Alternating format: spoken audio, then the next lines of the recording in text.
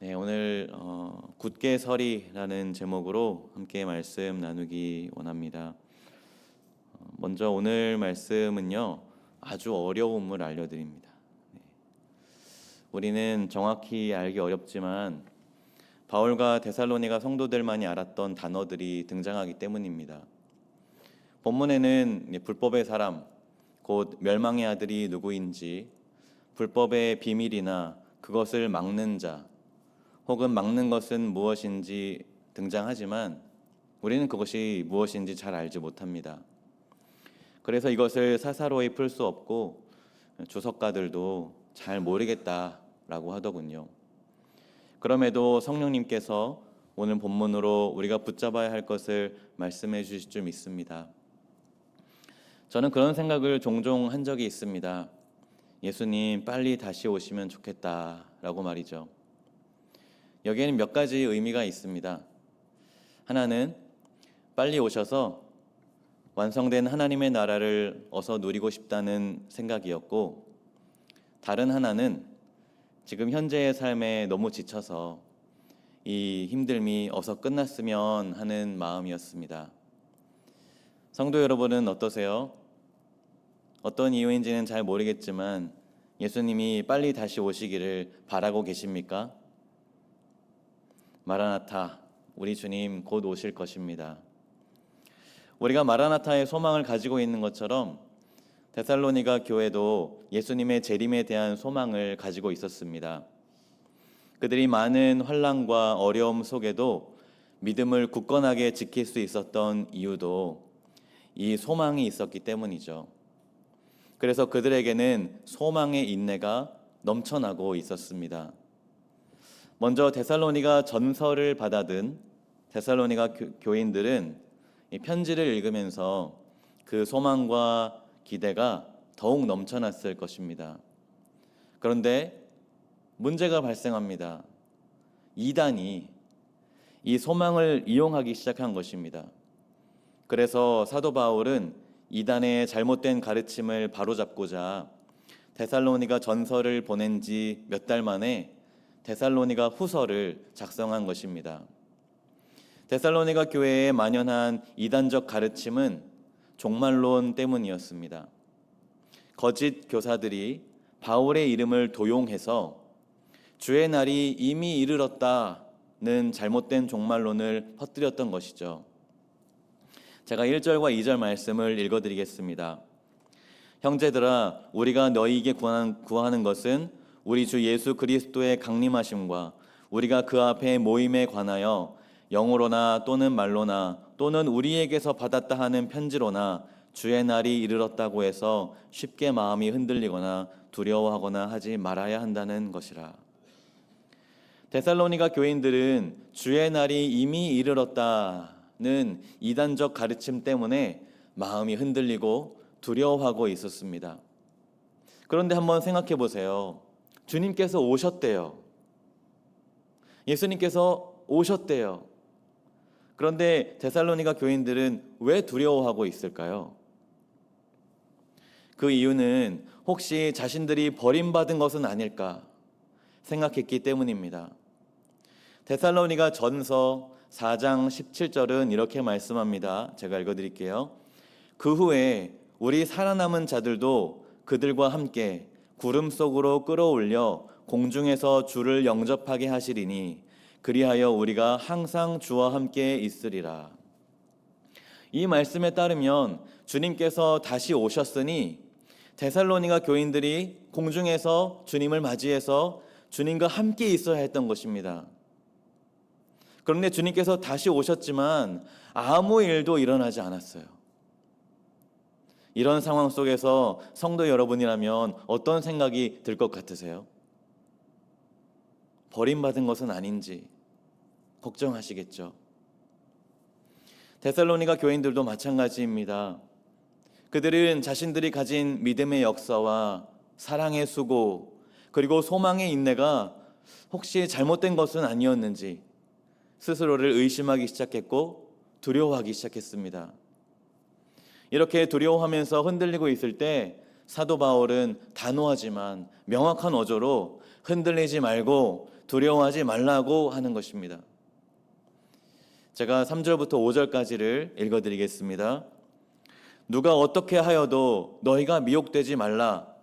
먼저 배교하는 일이 있고 저 불법의 사람 곧 멸망의 아들이 나타나기 전에는 그 날이 이르지 아니하리니 그는 대적하는 자라 신이라고 불리는 모든 것과 숭배함을 받는 것에 대항하여 그 위에 자기를 높이고 하나님의 성전에 앉아 자기를 하나님이라고 내세우느니라.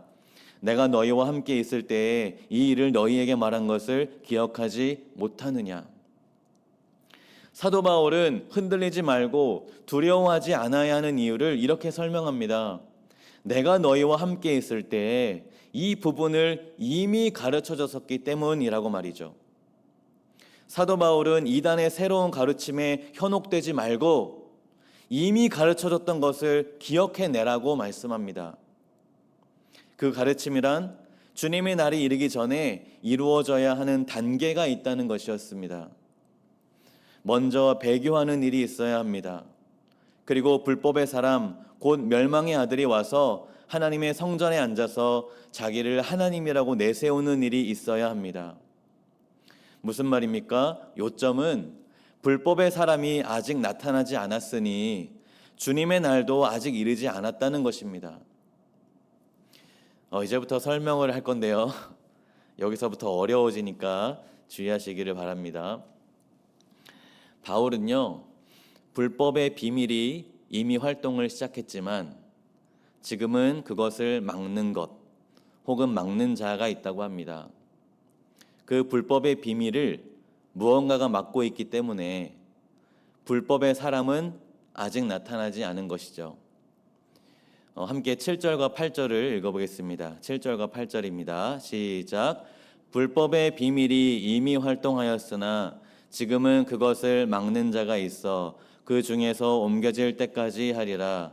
그때 불법한 자가 나타나리니 주 예수께서 그 입의 기운으로 그를 죽이시고 강림하여 나타나심으로 패하시리라. 아멘. 그렇다면 여기서 불법의 비밀이란 무엇을 말하는 것일까요? 그것은 사람이 구원을 받지 못하도록 하나님을 대적하는 능력을 말합니다. 그리고 그 불법의 비밀이 활동을 시작했다는 것입니다. 그러면 이 불법의 비밀을 막는 자는 무엇을 말하는 것일까요? 여러 의견이 있지만 결국 모른다라고 결론을 짓습니다. 사도 바울과 데살로니가 교인들은 이 막는 자 혹은 막는 것이 무엇을 의미하는지 서로가 알고 있었습니다. 왜냐하면 이전에 가르쳐줬기 때문입니다. 하지만 우리는 그것이 무엇인지 정확히 알지 못하죠. 그러나 분명한 것은 불법의 비밀이 창궐하지 못하도록 무언가가 막고 있다는 것입니다. 그렇다면 8절에 등장하는 불법한 자는 무엇을 의미하는 것일까? 제가 요약해 드리겠습니다. 8절의 불법한 자는 3절에 불법의 사람과 동일하면서 이는 적 그리스도를 가리킵니다. 적 그리스도는 종말에 나타나서 자신이 하나님이라고 내세우면서 하나님을 대적하는 자입니다. 그는 사탄의 활동을 따르며 사람으로 구원받지 못하게 하고 결국 자신도 재림하신 그리스도에게 죽임을 당합니다.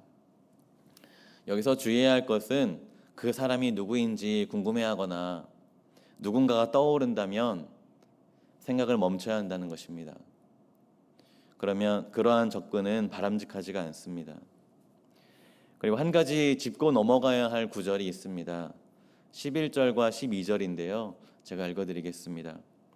이러므로 하나님이 미혹의 역사를 그들에게 보내사 거짓 것을 믿게 하심은 진리를 믿지 않고 불의를 좋아하는 모든 자들로 하여금 심판을 받게 하려 하심이라.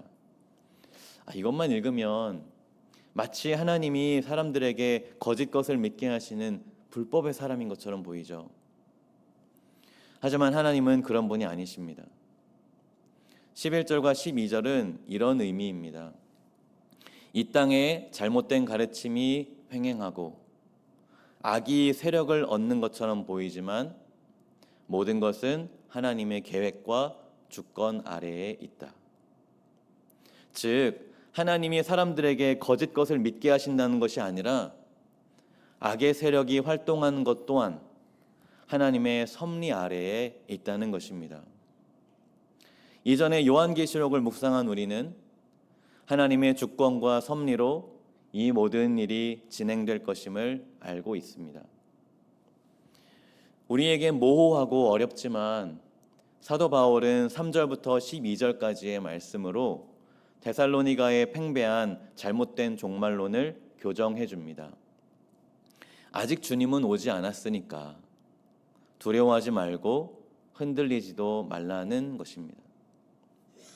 그리고 사도 바울은 하나님이 너희를 확실히 구원하셨음을 피력하면서 흔들릴 필요도 두려워할 필요도 없음을 말씀합니다. 그렇게 13절과 14절 말씀으로 위로해 줍니다. 우리 함께 13절과 14절 말씀을 읽어볼까요? 시작. 주께서 사랑하시는 형제들아, 우리가 항상 너희에 관하여 마땅히 하나님께 감사할 것은 하나님이 처음부터 너희를 택하사 성령의 거룩하게 하심과 진리를 믿음으로 구원을 받게 하심이니, 이를 위하여 우리의 복음으로 너희를 부르사 우리 주 예수 그리스도의 영광을 얻게 하려 하심이니라. 아멘. 사랑하는 성도 여러분, 사도 바울이 데살로니가 교인들의 구원이 확실하다고 말해주는 것처럼 예수님을 믿는 우리 모두의 구원도 확실하다는 것을 여러분 알고 계십니까? 그것을 어떻게 확신할 수 있을까요? 예수님을 믿어 구원받은 그 구원의 주도권이 처음부터 끝까지 전적으로 하나님께 달려있기 때문에 확신할 수 있는 것입니다. 구원의 주도권을 우리가 가지고 있지 않습니다. 내가 예수님 믿으니까 구원받은 거고 내가 예수님 안 믿으니까 구원 못 받은 거지. 구원의 주도권은 내가 가지고 있는 것이 아닙니다. 오직 하나님이 처음부터 우리를 택하셨기 때문에, 그 택하심 때문에 우리는 예수님을 믿어 구원을 받게 된 것입니다. 하나님만이 우리 구원의 보증이 되십니다. 그러하기에 데살로니가 교인뿐만 아니라 우리도 이런저런 이단의 가르침에 흔들리거나 미혹되거나 두려워할 필요가 전혀 없는 것입니다. 그러면 이단의 미혹이나 잘못된 가르침에 빠지지 않고 두려워하거나 흔들리지 않고 그럼 어떻게 살아야 한다는 것입니까? 그 방법이 15절에 나와 있습니다. 제가 15절 말씀을 읽어드리겠습니다. 그러므로 형제들아, 굳건하게 서서 말로나 우리의 편지로 가르침을 받은 전통을 지키라. 무슨 말입니까? 세상이나 이단의 잘못된 가르침이나 혼란스러운 소문에 흔들리지 말고 말씀 위에 굳게 서서 사도들의 가르침과 복음의 전통을 지키며 살아가야 한다는 것입니다. 말씀을 정리하겠습니다. 데살로니가 교인들은 주의 날이 이미 이르렀다는 잘못된 종말론 때문에 두려움에 사로잡혀 있었습니다. 그러나 사도 바울은 주의 날은 아직 오지 않았고 반드시 하나님의 정하신 순서와 섭리 속에서 이루어질 것이기 때문에 두려워하지 말라며 이들을 격려합니다. 또한 우리의 구원은 우리 자신에게 달린 것이 아니라 처음부터 끝까지 하나님의 선택과 주권에 달려있기 때문에 흔들리지 말아라. 그리고 확신 가운데 거하라고 말씀하는 것입니다. 그러므로 사랑하는 성도 여러분, 여러분 또한 소망 가운데서 흔들리지 마십시오. 지금 여러분이 가지고 있는 예수님을 믿는 믿음에 확신을 가지시기 바랍니다. 왜냐하면 믿음은 우리가 아니라 예수님의 그 복음으로부터, 하나님의 택하심으로부터 시작되기 때문입니다. 우리의 구원받은 믿음을 흔들려는 새로운 가르침에 귀 기울이지 마십시오. 지금 달려가고 있는 믿음의 경주를 끝까지 완주해내시기를 축복합니다. 오직 예수님의 십자가와 부활의 능력이 우리 가운데 믿음의 역사와 사랑의 수고와 소망의 인내로 나타나게 되시기를 축복합니다. 네, 고생하셨습니다. 여러분, 오늘 말씀 정말 어려워서 저도 5일 동안 열심히 묵상하고 힘드셨죠? 네. 제가 잠깐 기도하겠습니다. 하나님, 중요한 것은